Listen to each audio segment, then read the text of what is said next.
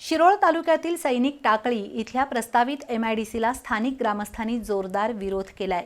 सैनिक टाकळीच्या गायरानातील जमीन एमआयडीसीसाठी देणार नाही असा एल्गार करत माजी सैनिक आणि शेतकऱ्यांनी जिल्हाधिकारी कार्यालयासमोर आमरण उपोषण सुरू केलंय।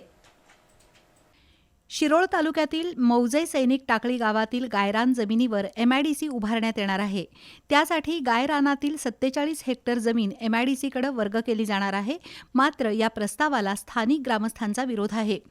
ग्रामस्थांनी याच गायरान जमिनीची यापूर्वी सार्वजनिक उपक्रमासाठी मागणी केली आहे। केंद्रीय विद्यालय, कृषी विद्यालय, सैनिक स्कूल, माजी सैनिक हाऊसिंग सोसायटी आणि सैनिक भरतीपूर्व प्रशिक्षणासाठी गायरान जमीन द्यावी अशी ग्रामस्थांची मागणी आहे।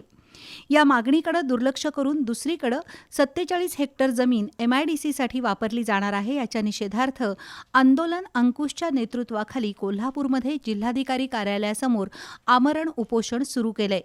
यावेळी एमआयडीसी हटाव, सैनिक टाकळी बचाव अशा जोरदार घोषणा देत आज 1,500वर अधिक सैनिक घडवणाऱ्या गावामध्ये औद्योगिक वसाहतीची गरज नाही असं सांगून 4 माजी सैनिक आणि 2 शेतकऱ्यांनी आमरण उपोषण सुरू केलंय।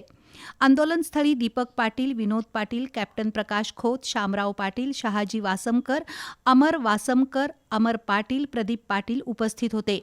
दरम्यान शिवसेना ठाकरे पक्षाचे विजय देवणे यांच्यासह विविध पक्ष संघटनांनी या आंदोलनाला पाठिंबा दिलाय।